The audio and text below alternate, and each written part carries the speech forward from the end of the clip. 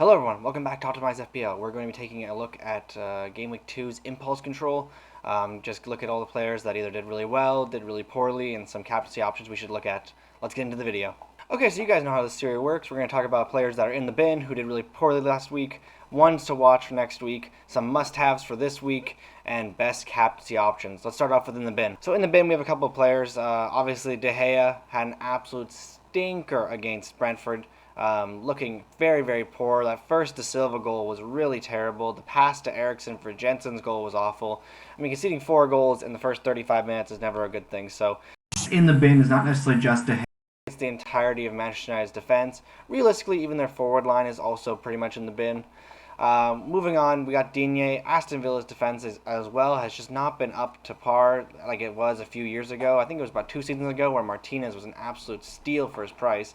But now Aston Villa just aren't doing what they used to. He went from having I think 6 points plus a couple bonus points to having -1 points because he scored an own goal and got a yellow card. He had an absolute stinker right at the end too. He is the ultimate FPL troll. It is absolutely it is amazing how he consistently does it. It is ridiculous how Digne does this, but yeah, anyways, continuing. I mean, most people probably don't have this player if you've been playing for a couple of years, but Rice getting -1 for missing the penalty against, I believe it was Nottingham Forest. Dean Henderson getting the save there. Yeah, Rice just not looking great there. I mean, he's a central defensive midfielder. You're not really going to ever pick him anyways, but if you ever thought of a £5 million player that has penalties, I guess he's someone you could consider. At that point, you might as well get Jorginho. I think he's roughly around the same price. So yeah, up next, Darwin Nunez at -2 points, headbutting Anderson. I don't know what this guy was doing. A quarter of the players in FPL have him. Some people decided to captain him. I don't know who thought that was a good idea, but my God, that was so idiotic and stupid to turn around and headbutt him for such a small push. That's what center backs do. They get in your face. They push you around. That's what they're there for. And the fact that Darwin took that so seriously and went and headbutted him, the red mist clearly had gone over him because that was a ridiculous decision. And I think he's out for now 3 game weeks. So he won't be back until September, mid-September, which is really, really bad for Liverpool. Really sucks for Darwin, obviously. I'm sure he would love to play those 3 games, but yeah, I mean, he's got to deal with the consequences, and you guys are going to have to find a new player to get in. I'd probably recommend someone like Gabriel Jesus at the price point if you don't have him, or someone up like Holland or Kane. On to the ones to watch. We got Henderson and net. Now, Nottingham Forest had so much luck in that game. I think West Ham hit the post 2 or 3 times. They had a penalty saved. They had a few rebounds that Henderson got up and saved. So realistically, Henderson should not have gotten a clean sheet. He's pretty lucky to save the penalty because it was a pretty poor penalty by Rice. But Nottingham Forest fixtures do look pretty decent. They play Everton next week. Could be another clean sheet on the cards. He looked pretty good in net. I think he's someone that could potentially be good in the future. You have to find a good space of time where you're going to use a wild card, and also Nottingham Forest have good fixtures, which doesn't happen very often. So I don't know if Henderson is someone you should go out and buy instantly, but he definitely did play really well. In defense, Ben Mee, absolutely fantastic game for Brentford. I mean, obviously he kept a clean sheet, got a goal in the Manchester United game. He's definitely someone that's always been good in the air. He's been great at set pieces, even in his time at Burnley. He's definitely someone to keep an eye on for. 4.5 million is very, very decent.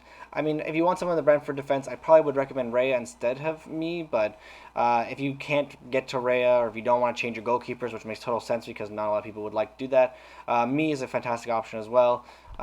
Their fixtures are one of the best in the league until everyone's going to wild card on game week 8. So Brentford defense is definitely someone to keep an eye out for and definitely someone to consider. Another team with decent fixtures but not a great next fixture is Leeds and Rodrigo. So Leeds actually have Chelsea next week, so he's definitely one to watch. I think he's going to be someone that could potentially keep going up in price. But with Bamford potentially out, Rodrigo is going to be up top / center attacking mid, which he already is. He's going to be on penalties. So that's going to be huge if Leeds can get any penalties. He's very much reminded me of Rafinha of last season. Low, cheap Leeds player who's on penalties. I just think that's a great option. He obviously scored in the last game he played. I think Leeds just look really good in attack. Defensively, I wouldn't go anywhere near them. But attacking-wise, I think they look really good, and they got a lot of good fixtures coming up. So definitely someone to keep an eye out for. And back to the forwards, we got Tony from Brentford. He looks fantastic. Brentford looked absolutely killer. They have really good fixtures coming up. He's a little bit difficult to get to because I think most people probably only had two strikers to start the season off in Kane/Holland and Jesus. And I would not recommend getting rid of any of those three for Tony. I don't think that it's worth it. But if you can get, like, there's definitely the debate of dropping Robertson if you have him in your team to a 4.0 defender and then upgrading your 4.5 to Tony. So I think it's reasonable. It's something that could be done if you want three forwards. I think it's hard to get to. If you have two free transfers, it might be more reasonable. But I think that you probably just keep Robertson over Tony in a straight shootout between Tony and Robertson. You probably pick Robertson. So back to Tony. Anyways, he looked really good in the Manchester United game. Did a very good assist. I don't think he actually scored, but he looked really good. And Brentford looked pretty decent going forward. So he's definitely someone to keep on the watch list. So up next, some must-haves for this game week. These are the players that have some of the most highly expected points for people who don't necessarily have them. Ramsdale, they're playing Bournemouth at home, or maybe away, actually, I can't remember. But playing Bournemouth, no matter where you're playing them, you're going to have high expected points. 4.0 expected points for Ramsdale. They're basically expecting him to keep either to play 60 minutes and to get 6 saves, 2 save points. I think that's pretty reasonable. Basically, a 50% chance that he's going to keep a clean sheet. I think that's pretty reasonable. So Ramsdale, I think he'd be a great option if you can get him in. Any of the Arsenal defenders you can get in, I think it'd be a great option. Reece James at 4.8 expected points, very, very good. They're playing Leeds, like we said before with Rodrigo. I don't really expect them to score in that game, but they still could. But James not only has that defensive capabilities, but also the attacking capabilities. He scored against Tottenham. He looked really, really good when he played right wing back. I really hope he keeps playing there because that's where he should be playing. He looks much, much better there.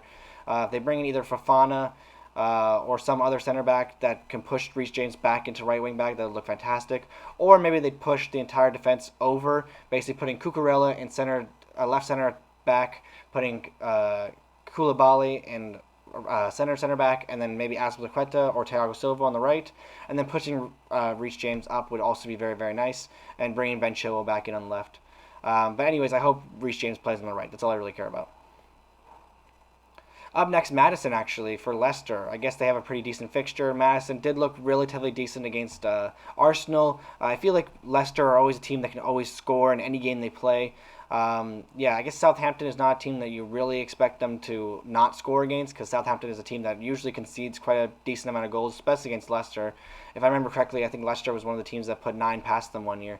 So, yeah, it could definitely be a routing again, or maybe Southampton get it together, but I think Maddison would be a great option if you can get him in somehow. Up next, Gabriel Jesus. We saw what he did last week. It was absolutely ridiculous. 19-pointer, getting 2 goals, 2 assists. I'm pretty sure 3 bonus points. He just looked absolutely fantastic. If you can get him in your team, I absolutely recommend it. Like I said for Darwin, drop him to Jesus if you can. Because if you don't have him and you're not dropping Darwin to him, I don't know what you're doing. But yeah, Jesus must have this game week. I think he's a fantastic player to own. And last but certainly not least, the best captaincy options. So surprisingly, even though it's Manchester United away, Salah has the highest expected points for this game week at 6.1. Haaland, Kane, and Son all getting just below him. Son 6.0, Kane 5.7, Haaland 5.6. Pretty surprising overall. You'd think that Haaland against Newcastle would be an easier fixture than Manchester United, but the way Newcastle are defending compared to the way Manchester United are defending, I'd say that Newcastle probably are a harder fixture, so I'm not surprised. Kane and Son against Wolves, Kane and Son have not done a huge amount. Son has gotten 1 assist, Kane has gotten 1 goal. They could potentially do something against Wolves. I'd love to see that as a Tottenham fan, but I do have my reservations. I think that they've been a little bit slow in attack, and they've also had a lot of goals from a lot of different places. Like Højbjerg has scored, Sessegnon, just like a bunch of really crazy players are scoring from everywhere. Dyer as well. So they're definitely spreading the goals around, which is nice to see as a Tottenham fan, but as a Kane and Son owner, I would definitely be a little bit worried about it. But I think if you have one of those two, you probably do captain them over Salah. I think that they have the best fixture out of everybody, so that's my personal opinion. But Salah is still a fantastic captain and is probably going to be my captain this game week. Thanks so much for watching, everybody. I really appreciate it. Let me know what you think about all these picks that I brought up in the comments down below. Feel free to like and subscribe, and I will talk to you guys soon. Cheers, everybody.